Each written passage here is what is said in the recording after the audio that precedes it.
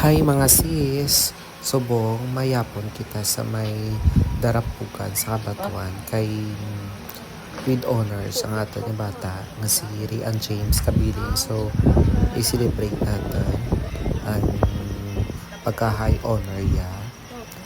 Subong siya ay grade 9 na ara si Toto. So dako na, hindi lang paktan. Kag subong ari kita sa darapugan sa Kabatuan nami ang ila place Maninong kag Bugnaw na bula nami. So i-try nato ang ila nga food diri kay daw ka relaxing kanda nga mga view na bungkada mo sila ang mga bulak. Ari si Toto. So congratulations kuya. I'm so proud of you.